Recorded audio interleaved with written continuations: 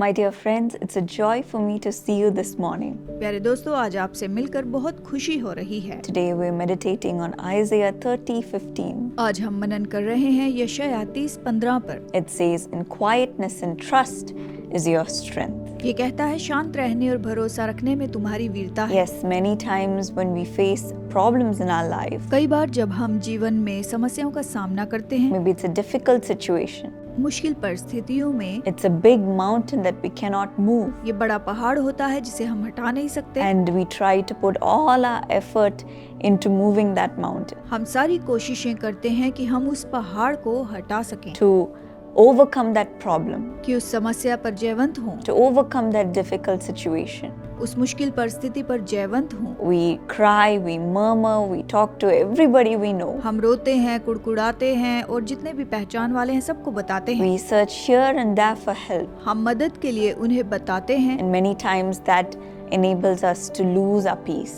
कई बार हम इसके कारण अपनी शांति भी खो देते हैं। But we see in the Bible of a similar situation where God speaks to Joshua. हम बाइबल में ऐसी परिस्थिति देखते हैं जहाँ पर परमेश्वर ने यहोशू से बात की थी। When the people of Israel were walking towards the promised land, जब इस्राएली लोग प्रतिज्ञा के देश की ओर जा रहे थे, they had to cross the city of Jericho. उन्हें यरीहो के नगर में जाना था। But the walls were so high they could not go through it. शहरपनाह इतनी ऊंची थी कि वो नहीं जा सकते थे। What could they have done? तो वो क्या कर सकते थे? They could have made so much of noise, they could have brought in all of their army, and they could have tried to bring the wall down.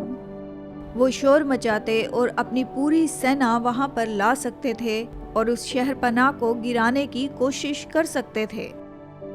But God commanded them to be quiet and walk around silently for 6 days around the wall of Jericho.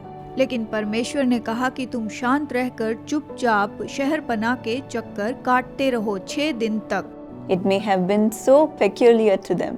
ये उनके लिए बहुत ही अजीब रहा होगा। Why is God telling us to stay silent परमेश्वर हमें चुपचाप रहने के लिए क्यों कहता है, when we know we are going to overcome this city? जबकि हम जानते हैं कि हम इस शहर को जीत लेंगे। But just as God commanded Joshua commanded the army, do not give a war cry, do not raise your voices, do not say a word until the day I tell you to shout, then shout, as it says in Joshua 6:10. जब परमेश्वर ने यहोशू को आज्ञा दी, यहोशू ने लोगों को आज्ञा दी, जब तक मैं तुम्हें जय जयकार करने की आज्ञा ना दूं, तब तक जय जयकार ना करो और ना तुम्हारा कोई शब्द सुनने में आए, ना कोई बात तुम्हारे मुंह से निकलने पाए, आज्ञा पाते ही जय जयकार करना। Being under the leadership of Moses, Joshua would have seen how the people of Israel would react. मूसा की अगुवाई में यहोशू ने देखा होगा कि इस्राएली लोग किस तरह से प्रत्युत्तर दिया करते हैं।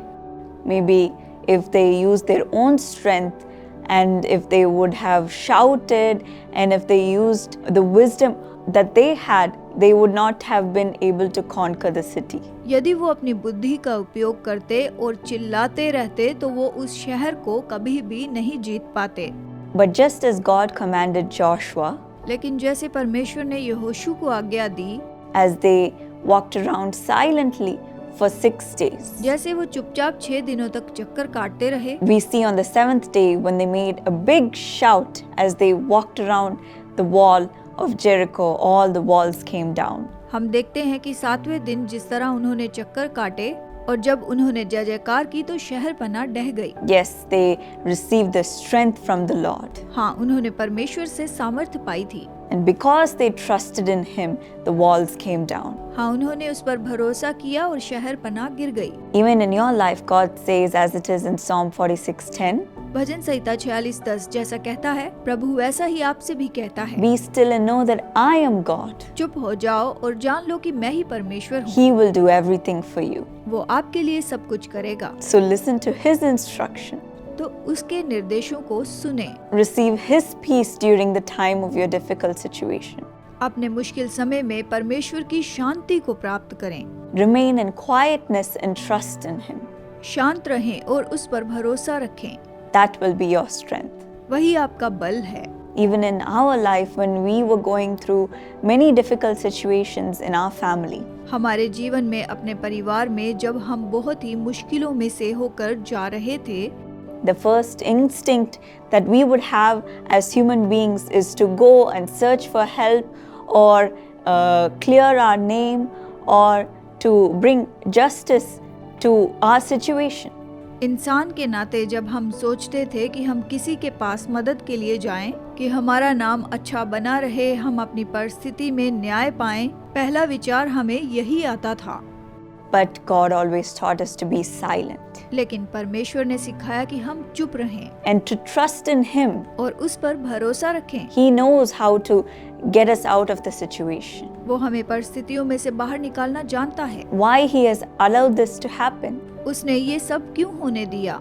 And in the end, His peace will be our strength. अंत में उसकी शांति ही हमारा बल है And His name will be glorified through us. और हमारे द्वारा उसके नाम की महिमा होगी। And even in our difficult situations, every time we would go through something, God gave us His peace. जब हम मुश्किल परिस्थितियों में से होकर जा रहे थे, उसी समय परमेश्वर ने हमें अपनी शांति दी।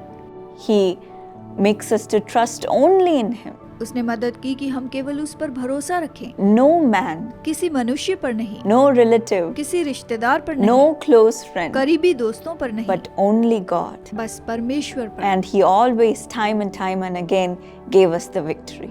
और समय समय पर हमेशा उसने हमें विजय दी। In the same way, in your life, if you're going through a difficult situation, आपके जीवन में भी अगर आप मुश्किलों में से होकर जा रहे हैं, be still शांत बने रहें and trust in the Lord और प्रभु पर भरोसा रखें and know that He is God reigning over your life. और जान ले कि वही परमेश्वर आपके जीवन पर राज्य His कर रहा peace है। will be your strength today. आज उसकी शांति आपका बल होगी। Shall we receive it right now? आइए अभी हम इसे ले लेते हैं। God will give you the victory in all of your circumstances. परमेश्वर आपको आपकी सारी परिस्थिति में विजय देगा। Lord, today, thank you for teaching us to be patient and quiet, धन्यवाद प्रभु कि तूने हमें सिखाया कि हम शांत रहें और चुपचाप रहें, not relying on our own wisdom, our own strength, अपने बुद्धि और अपने बल पर हम कभी भी आधारित ना रहें, but to completely trust in you. पर पूरी तरह से तुझ पर भरोसा रखें। We give each situation unto your hands, Lord. हम सारी परिस्थिति को तेरे हाथों में सौंपते हैं। We believe that you will help us to overcome it. विश्वास करते हैं कि तू जयवंत होने में हमारी मदद करेगा। Right now, we know that you are working on your children's behalf. हम जानते हैं कि अपनी संतानों के लिए तू अभी काम कर रहा है। Give them victory and let it glorify your name. इन्हें विजय दे और तेरे नाम के लिए ये महिमा देने पाएं। Lift them up from their situation, Lord, इनकी परिस्थितियों में तू इन्हें ऊंचा उठा प्रभु, and deliver them. इन्हें छुटकारा दे, Give them victory इन्हें जयवंत कर and let them shout songs of praises और ये तेरे लिए स्तुति के गीत गाते जाएं and glorify your name. और तेरे नाम को महिमा दे। Right now, fill them with your peace. अभी अपनी शांति से इन्हें भर दे, Strengthen their spirits. इनकी आत्मा को बल दे, Strengthen their body. इनके शरीर को बल दे, Strengthen their mind. इनके मन को बल दे And bless them this morning. और आज इन्हें आशीष दे। In Jesus' name I pray. यीशु के नाम में मांगती हूँ, Amen. आमीन। God bless you. प्रभु आपको आशीष दे।